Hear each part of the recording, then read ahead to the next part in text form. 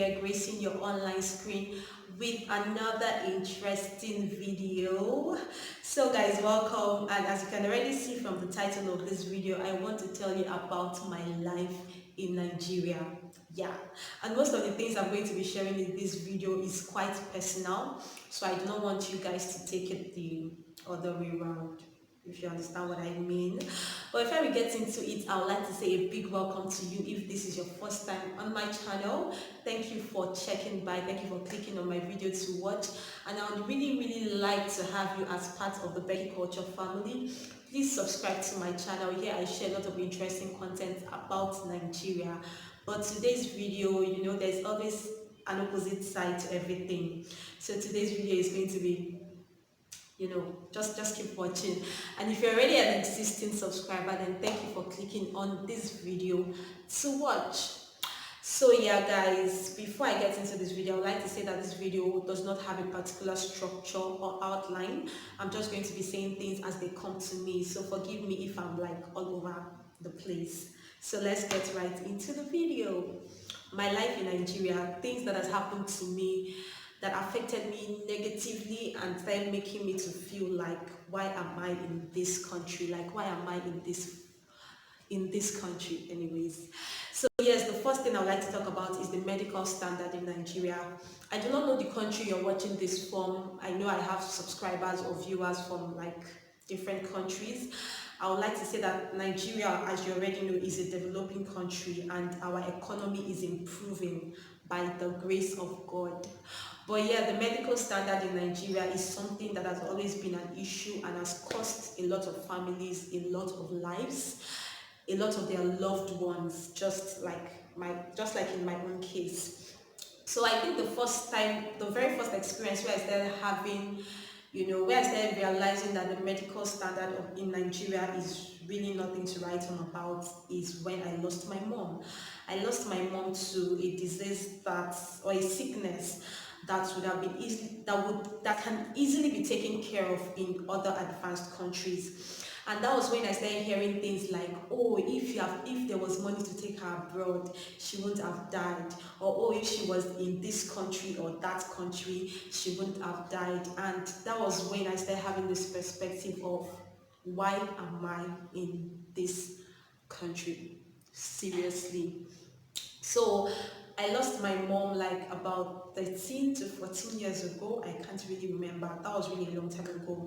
She had this popular illness called high blood pressure, which of course now it doesn't really kill that much because yeah, the medical standard now has improved a bit from then. But then like it was really bad. It got to a stage where we had to start taking her from one hospital to another. I was still a very little girl then, but yeah, I can still remember most of the things that happened. That's my dad and my sisters had to start taking her from one hospital to another. And yeah, Nigeria is the only country I have heard of so far where hospitals reject patients. It's alarming. So yeah, there's some hospitals, it happens in Nigeria where some patients will be taken to some hospitals and the hospital will be like, oh no, we can't, we can't do anything about this, we're not going to admit your patient, we're not going to do anything. And they'll be like, just take take the person somewhere else. And yeah, once once hospitals keep rejecting a patient like that, there's always one last bus stop to go to, which is loot.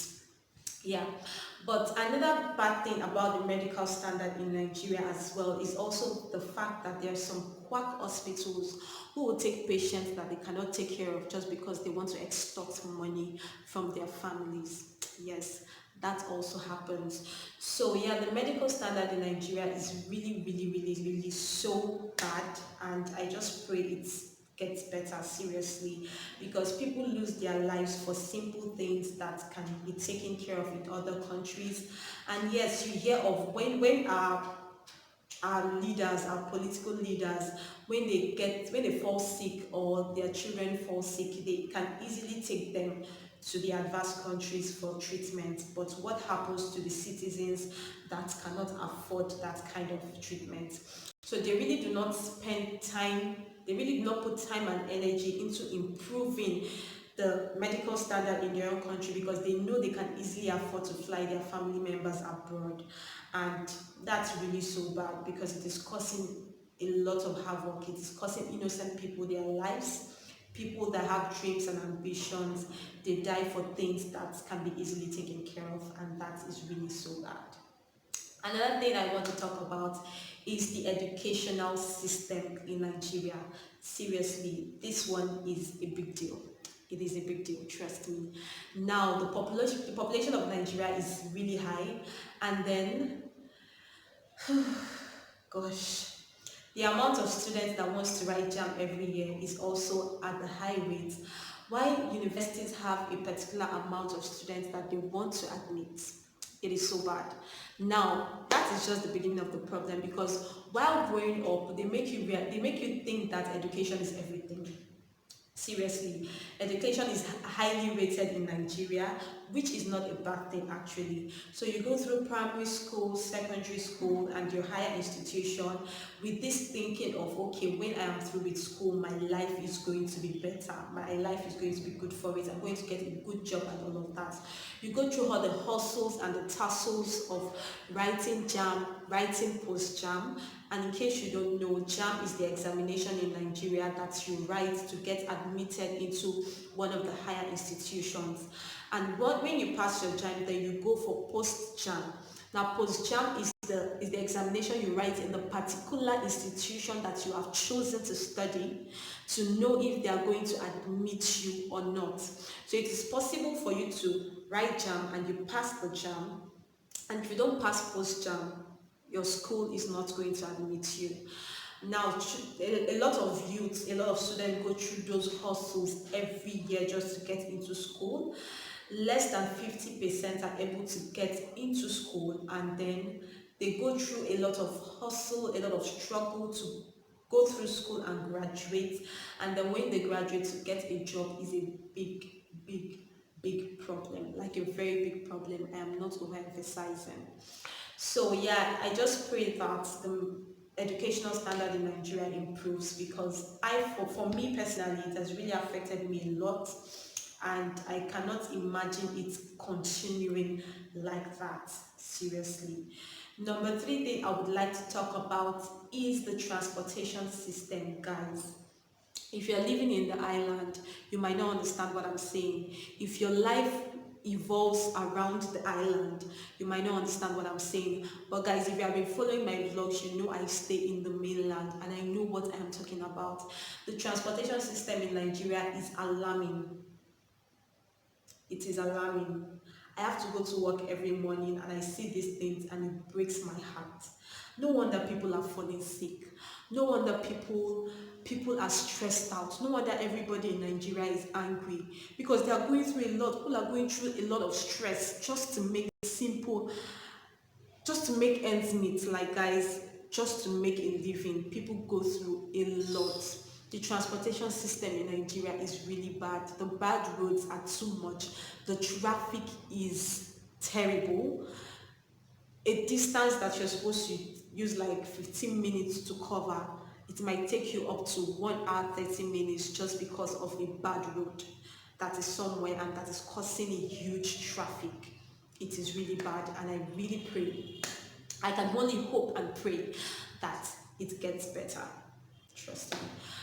And yeah, a lot of things is going wrong in Nigeria, and the most annoying part is that, you know, this particular sector I want to talk about now is supposed to be something that brings comfort and peace. But yeah, it's really bad that even the religious system in Nigeria has been corrupted. Yes, I am going to be talking about the church because I personally am a Christian. I am a dedicated Christian, not just a Christian, a dedicated one for that matter. And it breaks my heart to think that the church that is supposed to be a safe place where people who are hurt and broken can run to for help and find comfort and find a family that they can call their own, the church has actually become a place where people don't feel safe anymore. Seriously. The church is financially abusing people. They are sexually abusing people, socially abusing people, morally and morally abusing people, and it is really, really bad. You have churches now that their sole purpose is to get money from their members, no matter how poor their members is. All they want to do is extort money from their members. We hear of stories now where pastors sexually abuse their members, like they practically rape their members, and it is really, really bad. And the level at which Nigerians hold, the church, they put the church at a very high level, at a very high standard, that people find it so difficult to talk about things like this. When things happen in the church, they feel it should be hidden. They feel you shouldn't talk about it. They can obviously see that a pastor is financially exploiting his members, and yet nobody wants to talk about it, because when you talk about it, people will tell you you are possessed. People will tell you you are not spiritual enough. People will tell you, oh, you don't want to give to God. But that's not true. That's not what the Bible says. I feel like the problem is because people don't have a personal relationship with God to really understand what God expects from them as a Christian. Seriously. And it's heartbreaking to think that the church, which is supposed to be a safe place for people to come to, has become a place where people get hurt and exploited and abused. It is really, really bad. And that's why I do not think that the only problem we have in this country is the government, because yeah, the government grew up in the country as well, and the country itself is corrupt, and that's why we keep producing corrupt leaders. I know that the government is a major problem, our leaders is a major problem, but they are not the only problem. Our perspective needs to change. The way we treat people needs to change, because of course the church is not the government. Then why do stuff like this happen in the church? So it boils down to the fact that a typical Nigerian is corrupt, and I've heard people say that you cannot be successful in Nigeria without getting involved in corruption. That is a big lie. That is a lie from the pit of hell. It is uncontentment that makes people put their hands into things that they're not supposed to put their hands into. A typical Nigerian man is not contented with what he has. You just keep longing for more. You just want more. And that's why the Bible says that the love of money is the root of all evil. Think about it. People who are involved in corruption are not the poorest of people. Yes, those people who are involved in corruption, it's not like they are really that poor that they cannot afford 3 square meals a day.